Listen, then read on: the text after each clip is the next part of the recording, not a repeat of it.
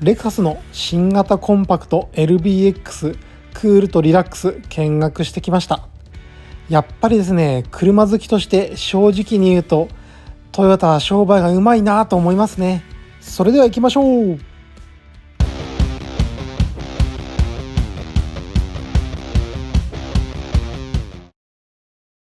はい、ということで皆さんいつもご視聴いただきありがとうございます。車使用好きリーマンチャンネルです。今回はレクサスの新型 LBX のクールとリラックスの見学をしてまいりました。冒頭にお伝えしましたが、こちらですね、結構商品力あると思いますね。 LBX、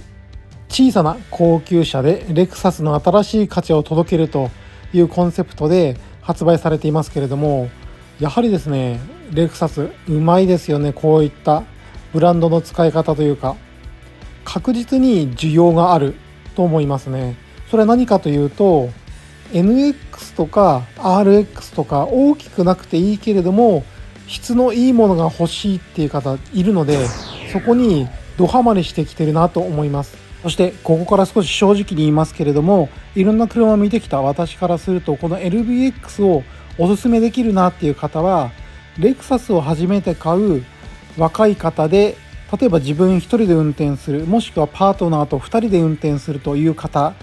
ですかね。あともう一つ言うならば、高齢の方で子供たちが巣立ってご夫婦で運転するだけだよっていう方で、これまでトヨタを乗ってきたけどレクサスにちょっとランクアップしてみたいという方が合うのかなと思います。ここら辺がやはりトヨタの商売のうまさだなと思いますよね。逆に言うと、それ以外の方で LBX を選ぶっていうパターンはあまりないんじゃないかなと私の経験からは思います。そのままですね NX 買うでいいんじゃないですかね。そしてこれまでのですねラインナップの選び方の F スポーツとかではなくて、コンセプトの違うクール、リラックスというものを選ぶようになっています。この展示車両で乗り出し527万ですか。やはり結構しますね。動画の概要欄にお得な車の買い方の情報も載せておきますので、ぜひご覧ください。実はですね、こちら UX300H より少し高いぐらいなんですよね。なので意外と一番コンパクトですけれども一番安くはないんだなというふうに思います。一番小さいから一番安いだろうっていうことではなくてですね、 LBX は小さくても品質よく中身はよくということで、インテリアの良さはですね最新になっていると思いますね。今見たようにですね、ドアもですね E ラッチハンドルになっていますし、内装についてもステアリングは NX と同等ですし、質感とかもかなり高められていて、一番下のレクサスのラインナップという位置づけではなくて、小さいんだけどレクサスの中でも特徴的な存在になっていると思いました。このようにシートの方もレザーとスウェード調のコンビシートとなっていて、質感を保っていますよね。柔らかさとしてはレクサスらしい柔らかさだと思います。そしてインテリア正面から見てみたいと思いますが、やはりですね正面から見た時に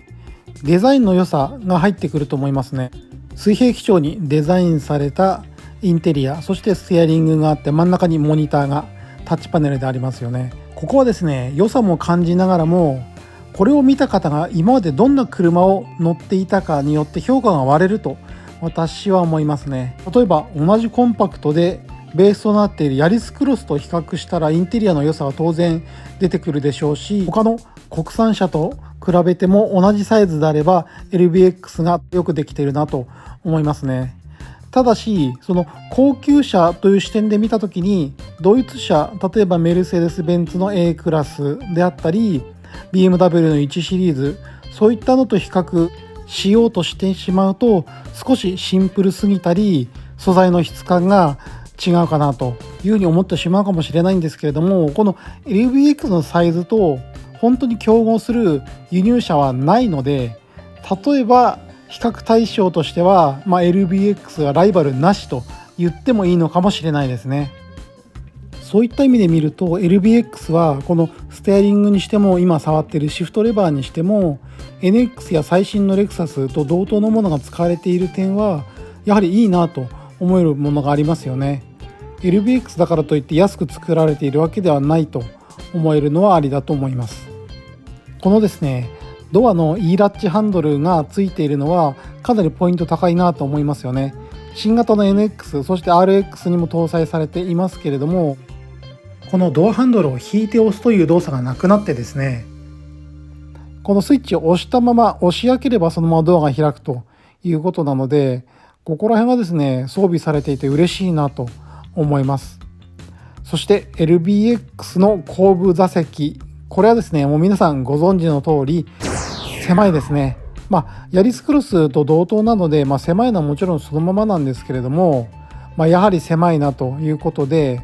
後部座席が狭いじゃないかっていうマイナス評価ポイントはもう LBX が分かってることなので、もうあえて言わなくてもいいかなと思います。私があえて言うとすればですね、一応座れますよっていうことを逆に言いたいですね。私今座ってますけれども、このぐらいの感覚になるということですね。まずは LBX のクール見てきましたけれども、こちらの色はですねディープアズールマイカメタリックということで紺色の青でしたね。この後リラックスのソニッククォーツ白を見ていきたいと思いますが、皆様は LBX のインテリアとエクステリア感想いかがでしょうか。コメントで教えてください。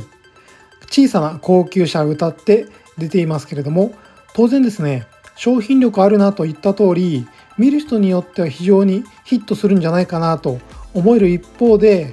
ドイツ車であったりいろいろな高級車を見てきた方からすると少し物足りないのかなという面も見えました。こ